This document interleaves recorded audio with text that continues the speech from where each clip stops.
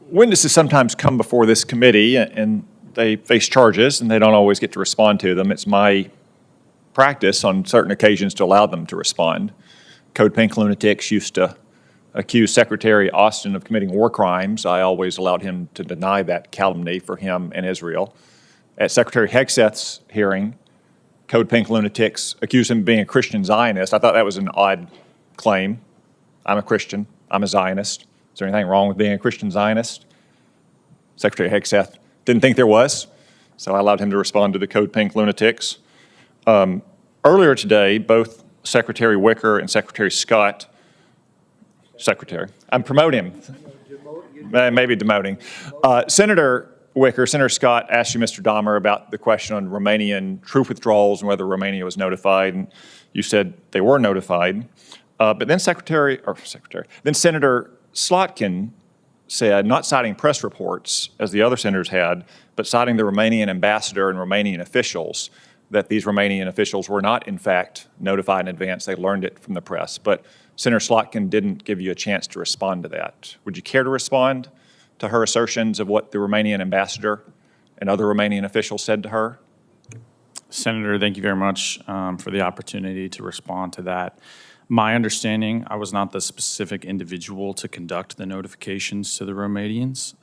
My understanding is that the Romanians were briefed before this was made public.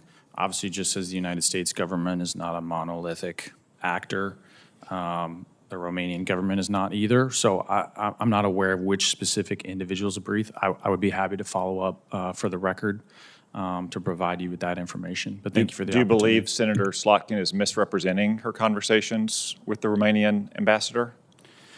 I have no reason to think that she's misrepresenting her conversations. What about the Romanian ambassador misrepresenting his? I'm not aware of any reason for such a mischaracterization, but again, I would be happy to follow up with which specific individuals or positions in the Romanian government were notified. Okay. A second issue, the alleged pause on aid to Ukraine earlier this year. Press reports cited the policy shop as being the reason for that pause. I think Senator Wicker and Senator Scott both asked about that, and you said there was no such pause. Is that correct? That's my understanding, yes, Senator. Okay. Another third unexpected development earlier this year was a review of the so-called AUKUS agreement, Australia, UK, US submarine agreement, that this caught many of our friends in the UK and Australia by surprise. Press reports said it even caught administration officials by surprise. Can you comment on whether or not this review, which originated in the policy shop, was coordinated in advance with Australia and the UK and others in the administration? Yes, Senator, and thank you again for the opportunity to address this. Secretary Hegseth testified, I believe, to the House that he was directing a review of the AUKUS initiative as an initiative of the previous administration. He directed Undersecretary Colby to lead that review for the department. I think as President Trump was very clear in his Oval Office meeting with Prime Minister Albanese that the president supports AUKUS and advancing AUKUS. As a signature initiative of the Biden administration, I think it was natural and right to ensure to review that it accorded with the president's America First, Peace Through Strength agenda. I would note that both Australia and the United Kingdom, when they underwent changes in governments, conducted their own reviews of AUKUS as well.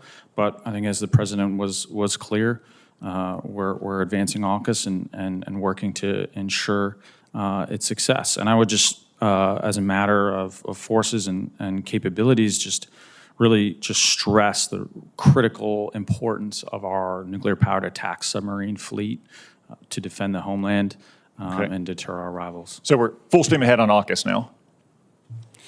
Senator, I would welcome the opportunity to brief you in a classified setting on the conclusions and recommendations of the review, but I think President Trump was absolutely clear that he supports AUKUS and we're moving forward. A couple other items. There were press reports in June that the policy shop was opposed to deploying more assets to the Middle East during the 12-day war. These press reports surfaced after Israel had begun its strikes in Iran, but before our strikes on their nuclear facilities. So while the shooting was going on, are those press reports inaccurate that the policy shop opposed deploying additional assets in that critical period of a few days?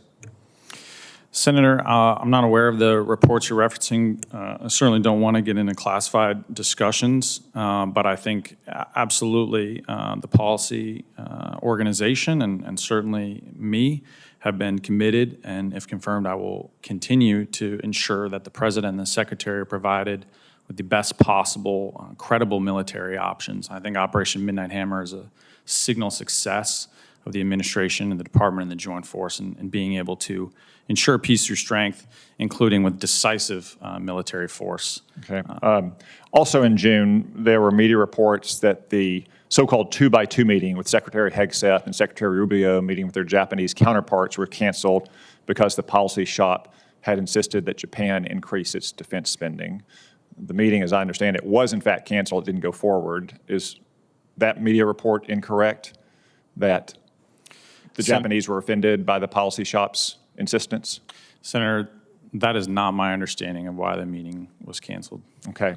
Well, could I just say it's curious to me that these are 5 different instances: Ukraine aid, notification about the Romanian troop withdrawal, the AUKUS review, deploying assets in advance of Midnight Hammer, and the meeting between Japanese and U.S. officials, all coming out of the policy shop. And I understand that media reports can be wrong, believe me, but it just seems like there's this like pigpen-like mess coming out of the policy shop that you don't see from, say, intel and security and acquisition and sustainment. Why do you think it is that there's so many controversies emanating out of the policy shop and not these other offices in the department? Senator, I would like to understand that myself. I mean, as you, I think, just indicated, there's a lot of fake news out there. There's a lot of inaccurate reporting.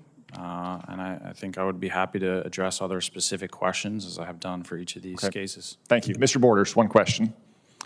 I assume you're aware that Ebbing Air National Guard Base in Fort Smith has the F-35 training mission? Yes, Senator. Good.